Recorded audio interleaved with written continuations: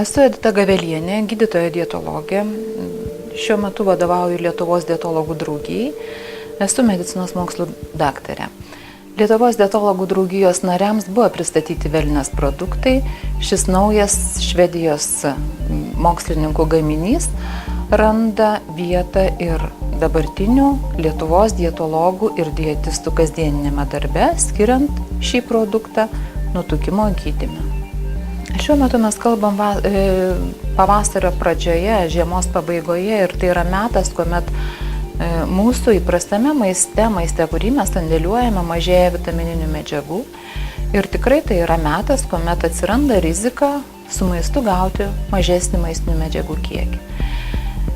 Šioje kasdienybėje vėlgi mes galim savo padėti tuom, kad naudojant Wellness gaminius, kuriuose yra visa reikalinga paros dozė vienoje pakuotėje, viename pakelyje, galima tiesiog pasiėmus vieną pakelį sunaudoti reikalingą medžiagų kiekį dienos metu ir gausim ne tik vitaminus, mineralinės medžiagas, tačiau ir kitas labai aktualias sudėtinės dalis.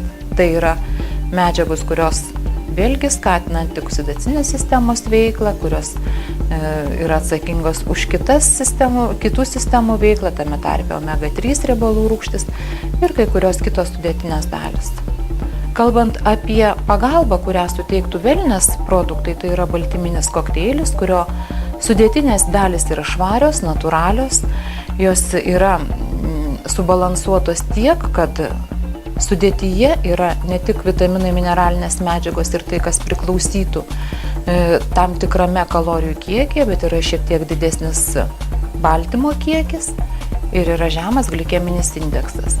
Kalbant apie lieknėjančius asmenis, tokia būtent sudėtis yra svarbi, kadangi tokia sudėtis leidžia prailginti sotumo jausmą ir vėlgi padaryti tai, ko nori gydytojai dietologai. Taigi reguliariai valgyti, maitintis reguliariai ir gauti visas būtinas maistinės medžiagas. Įtraukus į lieknėjimo programą baltyminius kokteilius galim turėti tikrai akivaizdžius, realius, ilgai išlaikomus rezultatus.